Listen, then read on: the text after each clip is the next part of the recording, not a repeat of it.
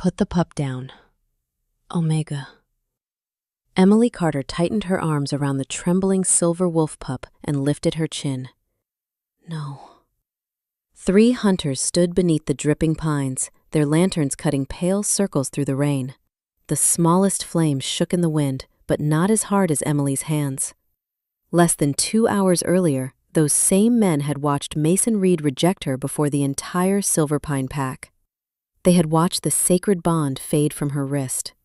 They had heard Brianna Hale laugh when Emily nearly lost her balance at the gathering stone. No one had offered a hand. Now they looked at the injured pup in her arms with that same cold indifference. Before we continue, where are you watching from? Drop your city or country in the comments below, and if you believe in courage and destiny, hit like and subscribe. These stories remind us love finds the broken. Now, back to Emily. The pup was no larger than a young shepherd dog, with silver-white fur darkened by rain and mud. One hind leg rested at an unnatural angle, and its breathing came in shallow, uneven pulls against Emily's coat. A broken leather cord hung around its neck, holding half of a small metal crest. Emily could not make out the symbol in the darkness, but the sight of it stirred something uneasy inside her. It crossed in the pack territory, one hunter said. It is not ours. It is hurt, Emily answered. That does not make it dangerous. The tallest man, Garrett Cole, stepped closer. You've already embarrassed yourself enough tonight. Do not make this worse. The words should have sent her back into silence. For years, silence had kept her safe. Silence had helped her endure being called weak, defective, and useless because her wolf had never fully awakened. But the pup pressed its face against her chest, searching for warmth, and Emily felt its fear as clearly as her own. Move, Garrett ordered. Emily did not. Rain slid down her hair and beneath the collar of her dress. Her knees still ached from the rejection ceremony, and every heartbeat carried the hollow echo of the bond Mason had severed. Yet beneath that pain, something steadier began to rise. Not power, not anger, choice. You all saw it lying here, she said softly. You heard it crying.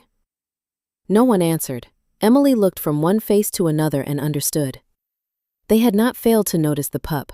They had simply decided its life was not worth the trouble. She pulled her coat tighter around the small body. Then I will take it home. Garrett reached for her arm, but a sharp crack sounded from the ridge above them. Everyone froze. A branch had split beneath the weight of someone standing in the shadows. Emily looked up. A tall man in a black traveling cloak watched from between the trees, his face hidden beneath the hood. He did not speak. He did not move. But the hunters stepped back as though the darkness itself had warned them. Emily held the stranger's gaze for one breath, then turned toward the narrow trail leading to her cabin. The pup gave a faint whimper against her heart. Behind her, unseen beneath the stranger's hood, Alpha King Adrian Blackwood watched the rejected Omega carry the missing royal heir into the storm. Emily did not look back until the hunters' lanterns had vanished behind the trees. The trail to her cabin wound nearly a mile through Silver Pine Forest, narrow and slick beneath the rain, but she kept moving with the pup held close against her chest. Its breathing remained shallow. Every few steps, its small body trembled beneath her coat. Stay with me, she whispered. You are almost there. The stranger followed at a distance. Emily heard no footsteps, yet she felt his presence between the trees, steady and watchful. Once, she caught the faint outline of his black cloak beyond the mist. He lifted 2 fingers in a brief signal toward the deeper woods. A second shadow moved between the pines, then disappeared without a sound. Emily could not tell whether it was another traveler or someone obeying his command. He never came closer, he never called out. That unsettled her more than if he had demanded the pup. The cabin appeared at last through the pines, a small shape with one amber window glowing beside the dark woods. Emily pushed through the door with her shoulder and carried the pup to the table near the hearth. Her home was simple: 1 bed, 2 wooden chairs, shelves of dried herbs, and a stone fireplace that still held a few warm coals. She added kindling with shaking fingers, then wrapped the pup in the softest blanket she owned. It tried to lift its head when she touched the injured leg. "I know," she murmured. "I will not move it yet." Her mother had taught her never to rush a frightened animal. Pain made even gentle creatures afraid of kindness. Emily filled a basin with warm water and cleaned the mud from the pup's silver fur. Near its shoulder, she found a dark sliver lodged beneath the skin. The metal carried a bitter scent that made her wolf recoil inside her. Silver, not enough to end a life quickly, but enough to weaken a young wolf with every passing hour. Emily reached for her small jar of moonroot salve. Only a thin layer remained at the bottom. She had been saving it for winter, when medicine became harder to find. But she opened the jar without hesitation. The pup watched her with bright amber eyes. There was fear in them, but also an intelligence that felt almost human. "This may hurt for a moment," she said. "I will be careful." A quiet knock sounded at the door. Emily froze. The pup gave a weak warning sound. She turned and saw the stranger standing beyond the rain-streaked window. Up close, he seemed even taller, with broad shoulders beneath the black cloak and pale gray eyes that caught the firelight like polished silver. Emily opened the door only a few inches. "You followed me." "I followed the pup," he said. His voice was low and controlled. "I am Adrian Woods. I track animals for the royal territories." "Then you can track it from outside." For the first time, surprise crossed his face. "You do not trust me." "I met you in the woods after 3 men tried to take an injured animal from me. Trust would be careless." Something almost like approval softened his gaze. Before he could answer, a faint sound came from the table. The pup struggled to raise its head, staring directly at him. Its mouth opened, and through a trembling breath came a broken word. "Uncle." Somewhere beyond the cabin, a night bird called once, then twice. Adrian answered with a soft whistle. Emily almost missed. The word was barely louder than the rain, but it changed the room. Adrian went completely still. Emily watched the color leave his face for only a heartbeat before control returned, smooth and practiced. The pup tried to rise again, then collapsed against the blanket with a weak cry. Emily opened the door wider, but she did not step aside. "You know him." She looked down at the pup, unsettled by the certainty that the word had come from inside his mind. Adrian's pale eyes moved from the pup to her. "I know what he is." "That is not what I asked." Thunder rolled somewhere beyond the ridge. For a moment, the only sound inside the cabin was the fire settling in the hearth. Adrian lowered his hood, revealing rain-darkened black hair, and a face marked by exhaustion rather than age. He looked no older than his early 30s. Yet there was something ancient in the way he held himself, as though every silence had been trained into him. "Let me help him," he said. Emily studied the pup. Its amber eyes remained fixed on Adrian, not with fear, but with desperate recognition. She moved aside at last. One wrong move, and you leave. A faint warmth touched Adrian's expression. Understood. He crossed the room slowly and stopped several feet from the table, allowing the pup to see him without feeling cornered. The small wolf's tail moved once against the blanket. Adrian closed his eyes for a brief moment, as if that tiny motion had cost him something. Emily returned to the wound. She used clean cloth to wipe away the last traces of mud, then spread the remaining moonroot salve around the dark silver fragment. Adrian noticed the nearly empty jar. That was all you had. "He needs it more. You may need it before winter." Emily did not look up. "Then I will manage." His gaze traveled across the cabin. Bundles of dried lavender hung beside the window. A repaired birdcage sat open on the shelf, empty now except for a few white feathers. Near the fireplace stood a small wooden box filled with bandages, cracked bottles, and tools worn smooth from years of use. This was not the first injured creature Emily had carried home. On the wall above the box hung a faded painting of 2 young women beneath an arch of silver flowers. One was Emily's mother. The other wore a pearl-colored cloak fastened with a crest shaped like a crescent moon surrounding a crown. Adrian stared at it too long. Who is she? he asked. Emily followed his gaze. My mother never told me. She said they worked together before I was born. Where? She would not say. The pup began to tremble again. Emily placed one hand against his chest and whispered the lullaby her mother had sung whenever storms frightened her as a child. The melody was simple, soft as moonlight across still water. Adrian's head lifted sharply at the first line. Emily noticed, but the pup's breathing had become too faint for questions. Warmth gathered beneath her palm. A pale silver glow appeared between her fingers, delicate and unsteady, then spread through the pup's damp fur. Its heartbeat strengthened. For one hopeful second, Emily believed the danger had passed. Then the dark line beneath its skin moved.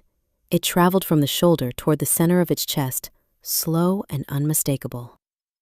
Adrian stepped closer, all softness gone from his voice. That is not an ordinary silver wound.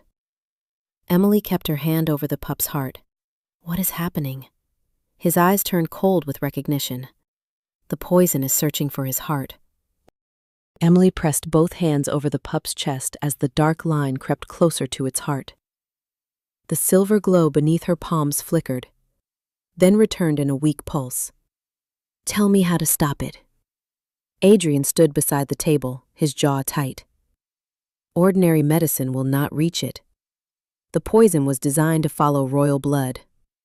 Emily looked at him. Royal blood. His silence answered too much. The pup gave a soft cry, and the room vanished from Emily's senses. For one breath, she was no longer inside her cabin. She saw tall pines rushing past beneath a pale morning sky. She felt the pup's fear, sharp and young, as a black carriage raced along a mountain road. Men in silver cloaks surrounded it. Then came smoke, shouting, and the sound of horses breaking formation. A man stood beside the road in a dark green coat, watching the confusion with calm eyes. Victor Crane. The vision broke. Emily staggered, catching the edge of the table. Adrian reached for her, but stopped before touching her. What did you see? She stared at the pup. A carriage, royal guards. Victor Crane was there. Adrian's expression hardened.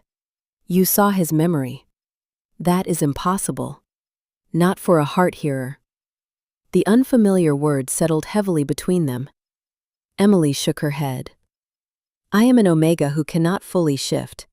I heal cuts and calm frightened animals. That is all. No. Adrian glanced toward the faded painting on the wall. Your mother hid more from you than her past.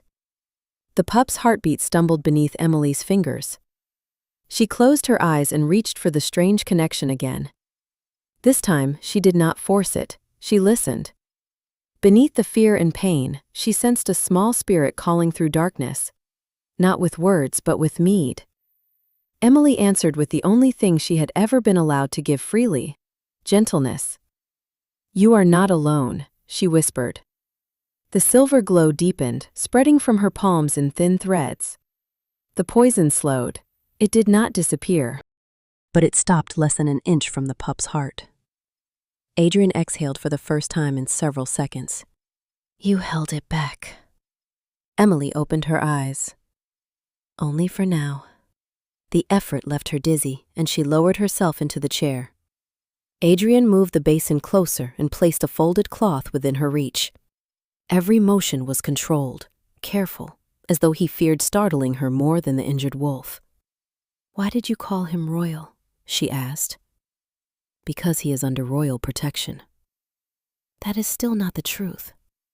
Before Adrian could answer, the pup's body tensed. Another memory brushed Emily's mind. Boots crossing wet ground, lanterns moving between trees, Victor's voice giving quiet orders. She saw the narrow trail leading directly to her cabin. Emily stood so quickly that the chair scraped across the floor. They are coming. Adrian turned toward the window. Far beyond the glass, 3 pale lights appeared among the pines. They moved slowly, steadily, closing the distance. Emily gathered the pup into the blanket. There is an old root cellar beneath the floor. Adrian looked at her. Does it have another exit? A tunnel reaches the creek. but it has not been used in years. The lights drew nearer. Then Victor Crane's voice carried through the rain. "Emily Carter, open the door." Emily lowered the pup into the blanket and crossed to the faded rug beside the hearth. Beneath it lay a square wooden hatch darkened by years of dust. She pulled the iron ring, but the swollen boards resisted. Outside, Victor knocked again, harder this time. "By order of Silver Pine Authority, open this door!" Adrian moved beside her and lifted the hatch with one hand. Cold air rose from the darkness below, carrying the scent of damp earth and old roots. Emily stared at his effortless strength, but there was no time to question it. "The tunnel begins behind the storage shelves," she whispered. "It follows the creek for nearly half a mile." Adrian took the lantern from the table and placed it in her hand. "Carry the pup. I will follow." "You said they were searching for him." "They are. Then they will search the cellar." His gaze settled on hers, calm despite the approaching danger. "Not if they believe you never left this room." Emily understood. "You are staying?" "Only long enough to slow them." She tightened her hold around the pup. "Victor has 6 guards with him. I counted 8.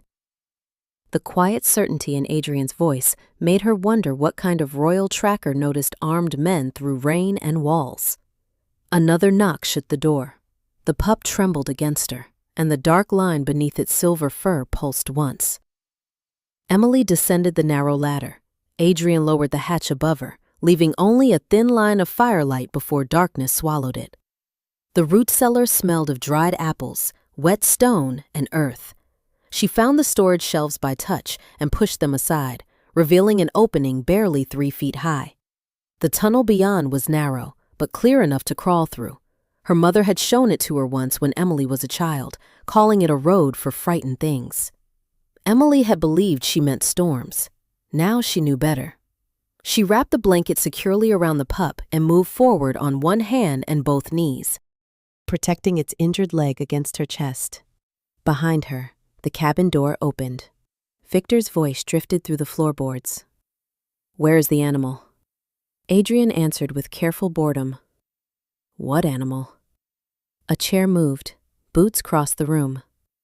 Emily continued through the tunnel, every sound above becoming softer until only the rain remained.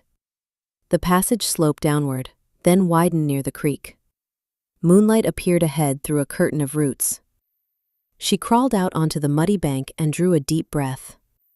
The forest looked empty. Then the pup touched its nose to her wrist.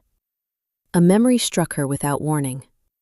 Victor stood beside the burning royal carriage, but he was not alone. A second figure wore a silver council ring and held a map marked with the location of Moonwell. Emily looked toward the northern ridge, where pale light shimmered through the trees. Moonwell was less than 2 miles away. The pup's heartbeat weakened again. Behind her, a branch snapped.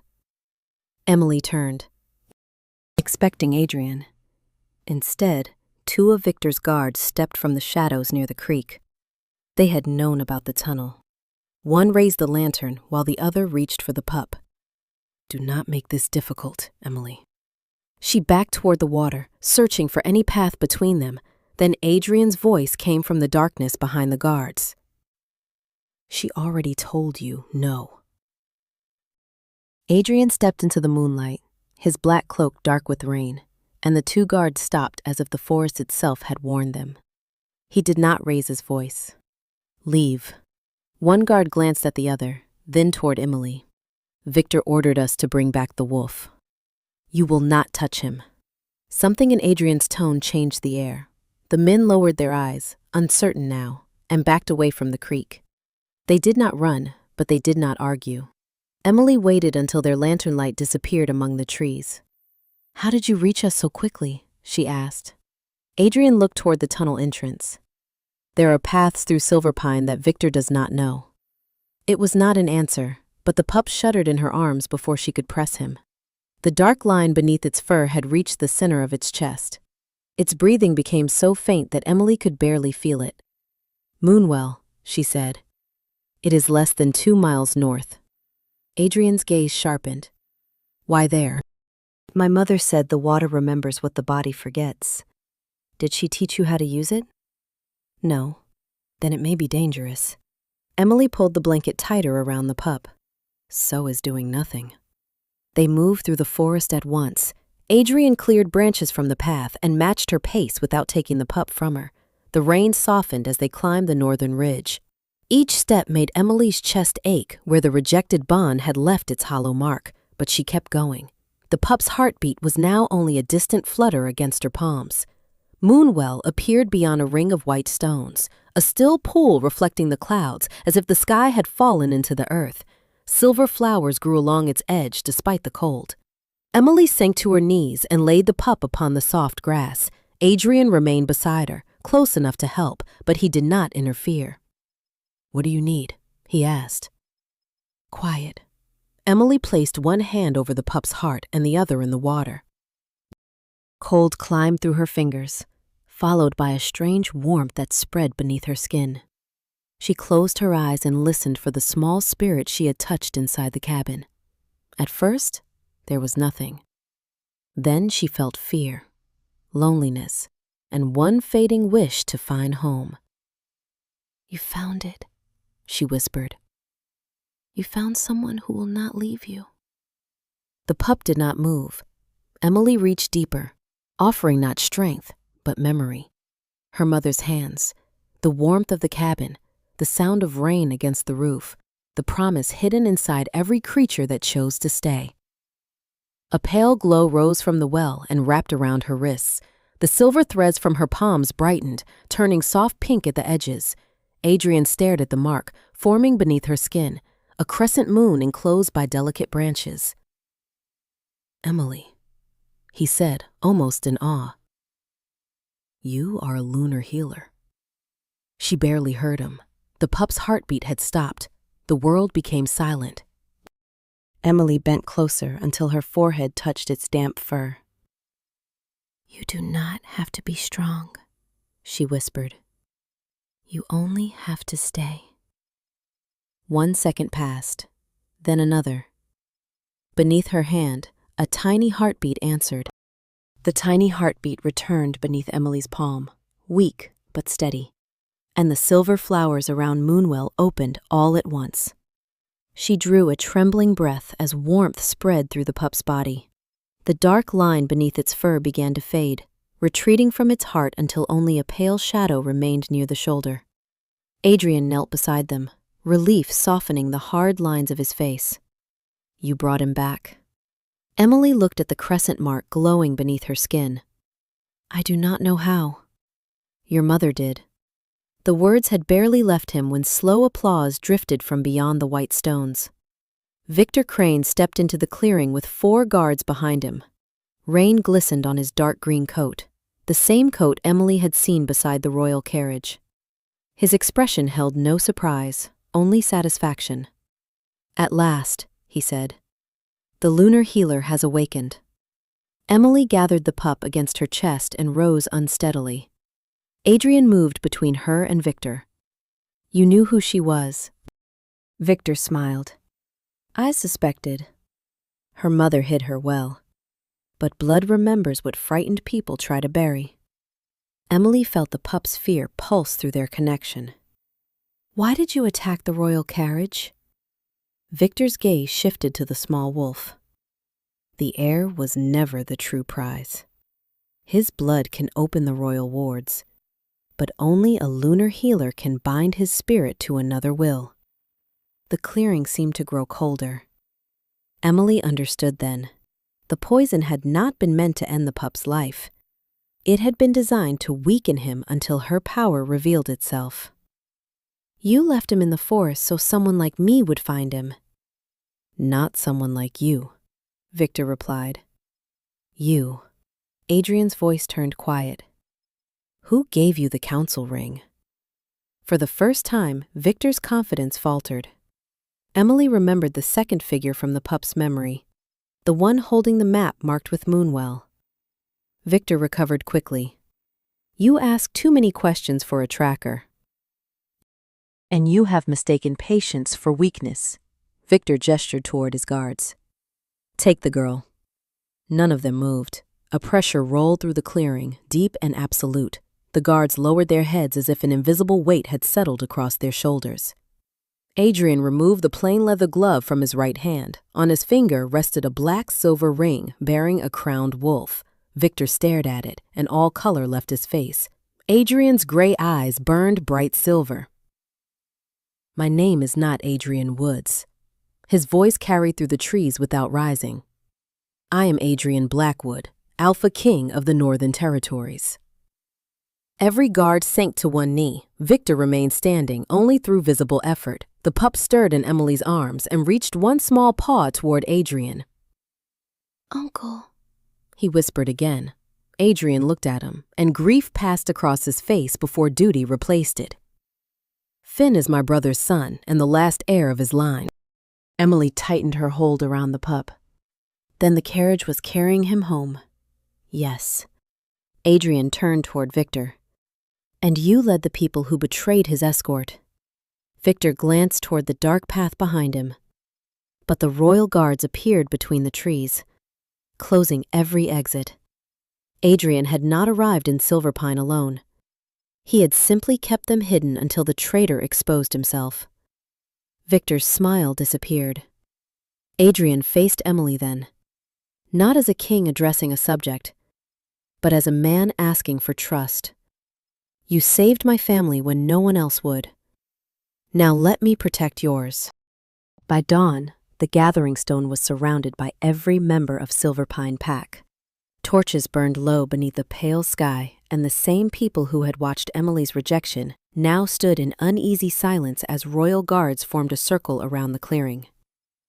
Victor Crane knelt before the stone with his wrists bound in silver cord, his dark green coat replaced by a plain gray cloak. Finn rested in Emily's arms, wrapped in the blanket from her cabin. His breathing was stronger now, though one small leg still remained carefully supported. Adrian stood beside her in a black royal coat, the crowned wolf ring visible on his hand. No one mistook him for a tracker anymore. Mason Reed waited near the front of the crowd with Brianna Hale at his side. His face had lost the cold certainty he had carried during the rejection ceremony.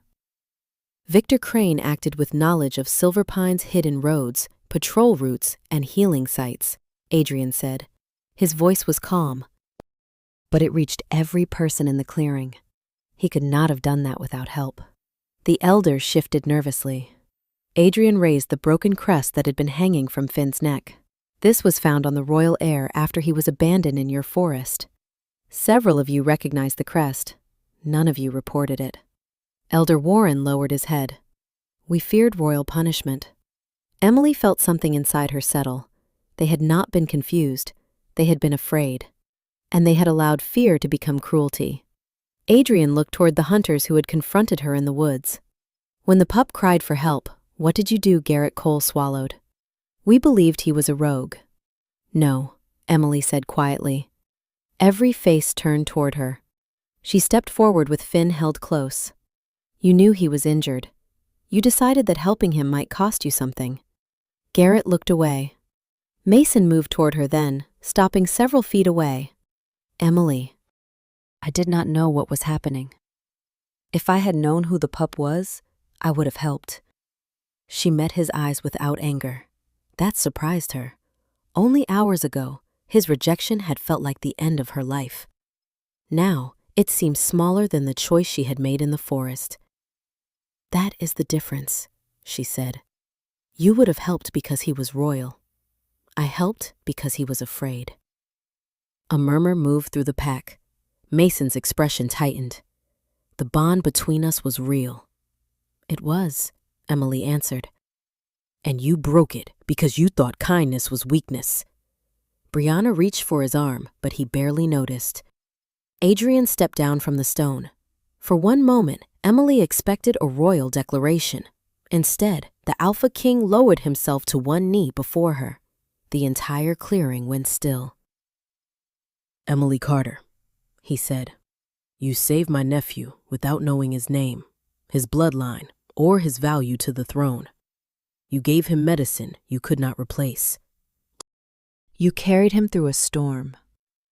You stood between him and people stronger than you. His silver eyes held hers. I will not claim your courage as if it belongs to me. I will honor it. Finn stirred and reached one paw from the blanket. Adrian placed his hand beneath it. After a moment, Emily rested her hand beside his.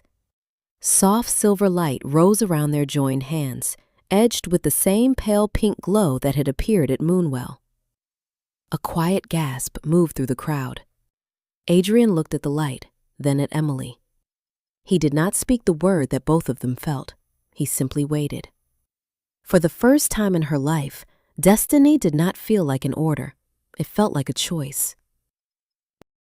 3 weeks later, Emily stood beneath the silver arches of Moonstone Palace while Finn raced across the garden on 4 steady legs.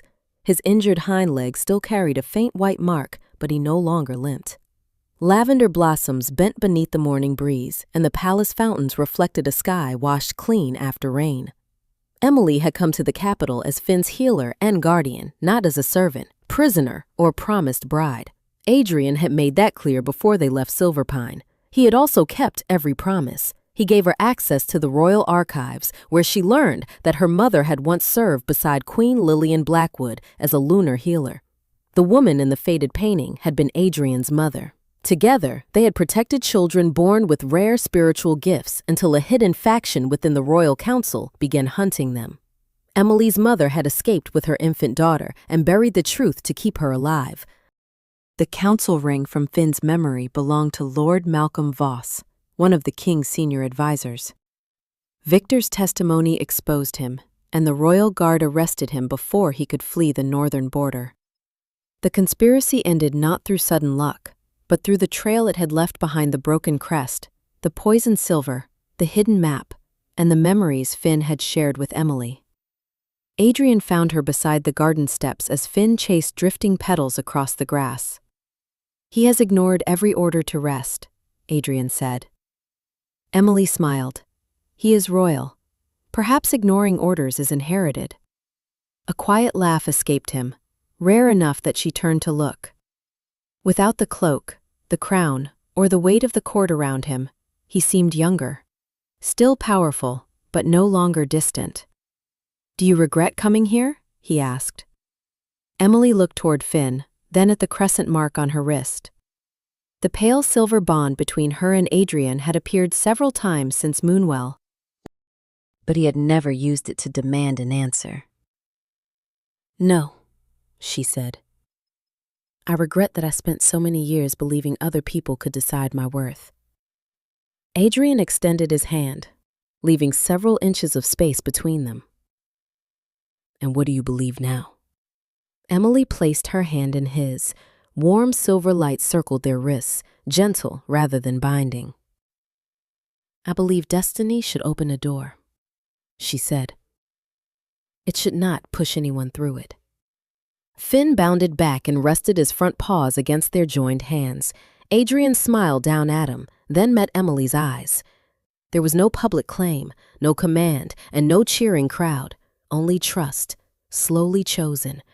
Emily had once believed strength belonged to those who spoke the loudest, held the highest rank, or inspired the most fear. She knew better now. True strength had been present when she lifted a frightened pup from the mud, when she used her last medicine without asking what she would receive, and when she refused to abandon a life that others considered inconvenient. In my view, kindness is most powerful when it is offered before status, reward, or recognition enters the picture. Anyone can honor a prince after seeing his crown. Character is revealed by how we treat someone when we believe they have nothing to give us. What would you have done if you had found Finn alone in that storm? And do you think Emily was right to trust Adrian slowly instead of accepting destiny at once? Share your thoughts in the comments. If this story reminded you that gentleness can change a life, subscribe and join us for more tales where courage finds the forgotten. Love respects choice, and even the smallest act of mercy can awaken a greater destiny.